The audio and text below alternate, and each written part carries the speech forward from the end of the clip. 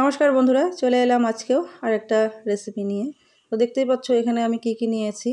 ধনেপাতা কুচিয়ে নিয়েছি, লঙ্কা নিয়েছি, তারপরে হচ্ছে কি বলে টমেটো নিয়েছি, পেঁয়াজ কুচিয়ে নিয়েছি, আর এখানে আলু সেদ্ধ করে একদম চটকে রেখেছি। আলুটা আমি প্রেসারে সেদ্ধ করেছি, না হলে গুটি গুটি থেকে যাবে। এবার দেখো আমি কড়াইতে তেল দিয়ে দিলাম। ওই তেলের মধ্যে একে একে সব কিছু আমি দিয়ে দেব। প্রথমে পেঁয়াজটা দেব, পেঁয়াজটা ভাজা ভাজা হবে, তারপরে বাদবাকি জিনিসগুলো দেব।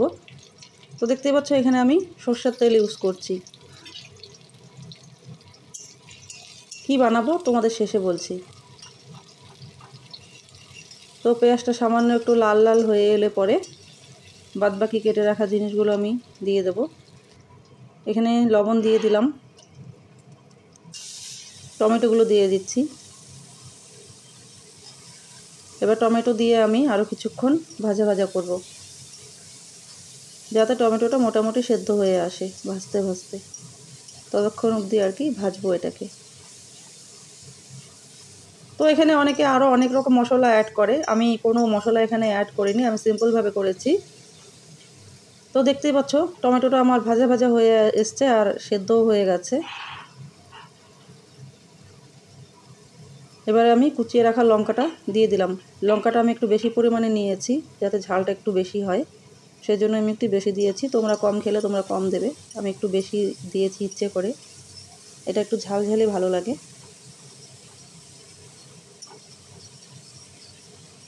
তো সবগুলোকে আমি আরও খানিকক্ষণ ধরে ভাজবো, দেখতে থাকো তোমরা।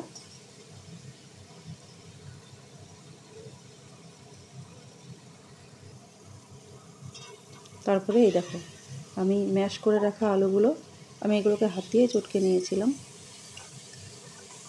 যাতে গুটি গুটি না থেকে যায়, ভালো করে চটকাতে হবে। দেখতে পাচ্ছ আলুগুলো দিয়ে আমি এখন এটাকে সমানে নাড়তে থাকবো, যাতে তলায় না লেগে যায়। তো এতক্ষণ তোমরা নিশ্চয়ই বুঝতে পারছো যে আমি এটা আলুর চোখা বানাচ্ছি। তো অনেকে অনেক মশলা এখানে ইউজ করে, আমি কোনো মশলা ইউজ করব না, আমি এখানে সিম্পলি নর্মালভাবে বানাবো। এবার আমি কুচিয়ে রাখা ধনেপাতাগুলো দিয়ে দেবো। তো আলুর চোখাটা মোটামুটি আমার রেডি হয়ে এসছে, দেখতেই পাচ্ছ তোমরা।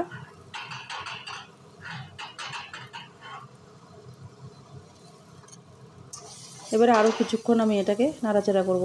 আর দেখতেই পাচ্ছ নিচে লেগে এসেছে, তার মানে এটা আমার হয়ে গেছে। তারপরে তোমাদের দেখাচ্ছি নামানোর পরে। এই দেখো হয়ে গেছে এটা আমার, ফিরে আসছি নামিয়ে। এই দেখো দেখতে পাচ্ছ কতটা সুন্দর হয়েছে।